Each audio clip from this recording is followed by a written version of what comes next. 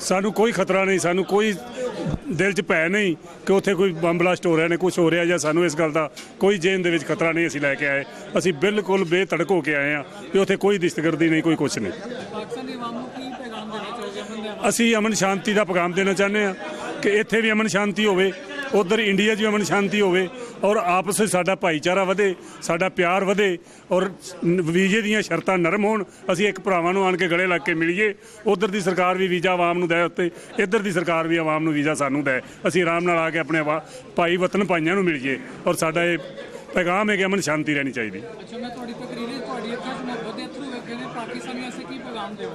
प्यार का पैगाम, इन्ना प्यार वेख के अखां दे विच अथरू आ जांदे ने जदों असीं प्यार वेने आ और जदों ये वंड दीयां कहानियां सुनने आ बजुर्गां कोलों जिन्हां नूं 47 दे बंटवारे का सारा पता है और साडीआं अखां 'चों पानी चल पैंदा है कि ये दुखदाई बंटवारा क्यों होया। अच्छा, जिस तरह के यूरोप के मुल्क आपस में मिल गए, उन्होंने करेंसी एक हो गई, एक दूसरे का तावन करते हैं, बाहमी रबत है। तुम समझते हो कि इंडियन पंजाब, पाकिस्तानी पंजाब, इंडिया सरदान सा है, आपस में तल्लुकात होने चाहिए? बिल्कुल तल्लुकात होने चाहिए, जिवें यूरोप के देशों के तल्लुकात ने उवें साडे होने चाहिए ने, उवें सानूं मिलना चाहिए, उवें आउणा चाहिए। साडे आवाम नूं भी आपस में मिलना चाहिए।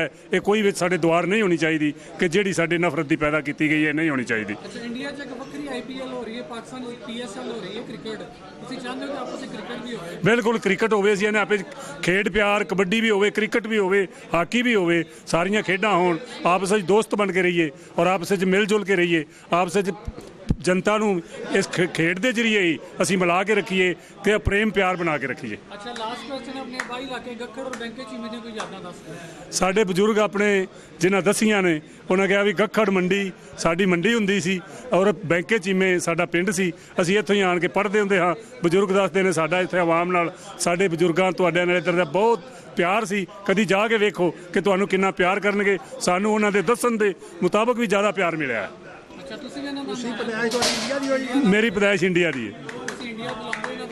हाँ, बुलाने या ना इंडिया आओ, वैलकम, असीं तुहाडा स्वागत करांगे, साडा भी मन खुश होवेगा। असीं अपने बच्चों भरावां नूं मिलावांगे, क्या साडे भरा गखड़ दे, बैंकियां दे, नूरे दे कोट दे ने, ते असीं उन्हां सारिआं नूं मिलावांगे। सत श्री अकाल जी।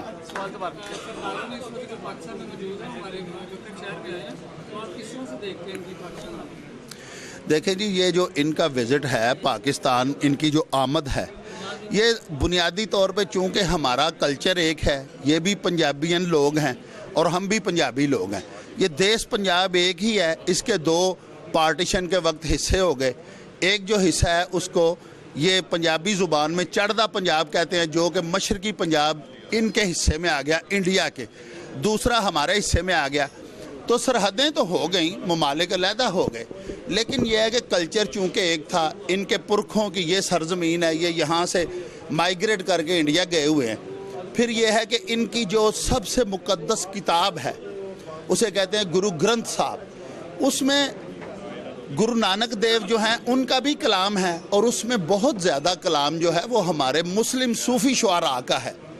जैसे हज़रत बाबा फ़रीद गंजे शकर रहमतुल्लाह ताला अलैह, उनके 189 श्लोक जो हैं पंजाबी में, उनके जो दोहा जो है, दोड़ा, 2 मिसरों के शेर को श्लोक कहते हैं।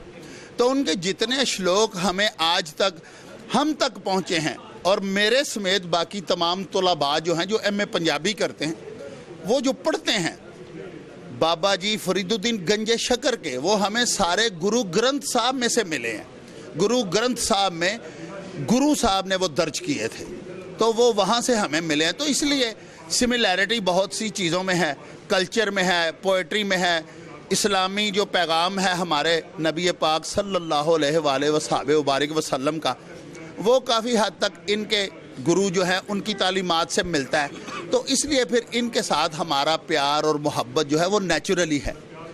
ये पंजाबी देश से ही ताल्लुक़ रखने वाले हमारी गोतों और हमारी कौमों के ये लोग हैं। आप देखें कि जितने ये सिख दोस्त इधर आते हैं, वो चीमे, चट्ठे, घुमन, वड़ाइच और इन बरादरियों से उनका ताल्लुक़ है, यही उनकी नस्लें हैं।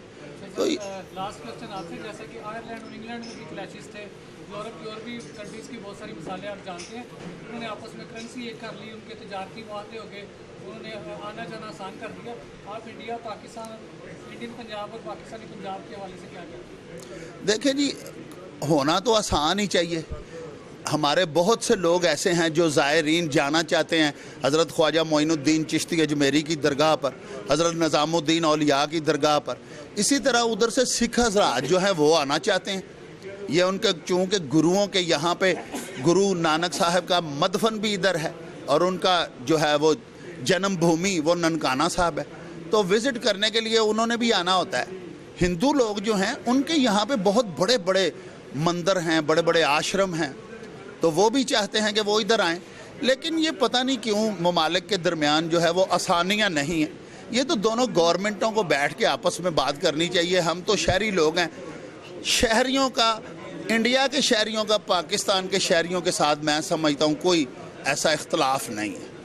ये हुकूमतों के या फ़ौजों के आपस में अगर हैं तो वो बड़े ही बैठ के तय कर सकते हैं। हम तो अवाम हैं, हमें क्या पता। हाँ, ये थैंक यू। बहुत अच्छा लगा हमें, और हम चाहेंगे कि ये जब भी आएँ ये हमारे पास तशरीफ़ लाएं और हम जितनी इनकी खिदमत कर सकें हमें करके खुशी होगी।